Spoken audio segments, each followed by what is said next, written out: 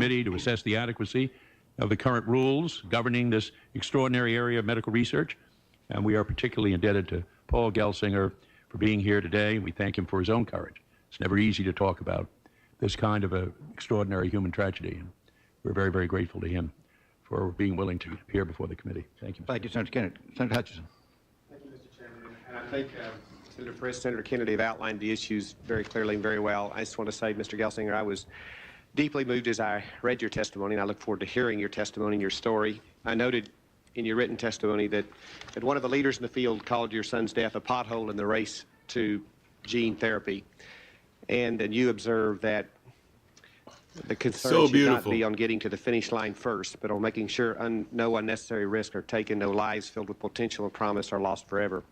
How true, and I want to join Senator Kennedy in saying that in fact, your son's death was not in vain, and I think already it has called the nation's attention to some very great dangers, and I appreciate your courage and your willingness to come forward today, and I thank you for the hearing, Mr. Chairman.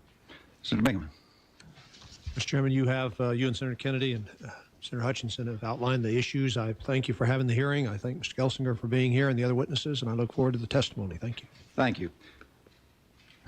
The first of three trial in order to contribute to the search for a cure for cystic fibrosis.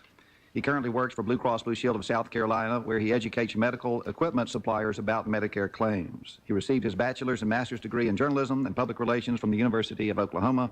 He is testifying on behalf of the Cystic Fibrosis Foundation. Mr. Cast, again, thank you for being with us today and for your dedication in combating a disease that we're making tremendous progress on over the last 15 to 20 years. We'll begin with Mr. Gelsinger, to be followed by Mr. Cast. Mr. Gelsinger. Let me just mention, these microphones are very directional, so we may have to pull them up fairly close. Mr. Gelsinger. Thank you, Senator Frist, and thank you, members of this panel, for allowing me to contribute to this hearing today. I am addressing this committee in the hope of bringing to light some very serious concerns that I have as a result of my son's death. My son, Jesse Gelsinger, was participating in a first-phase clinical trial conducted by the Institute for Human Gene Therapy at the University of Pennsylvania in Philadelphia.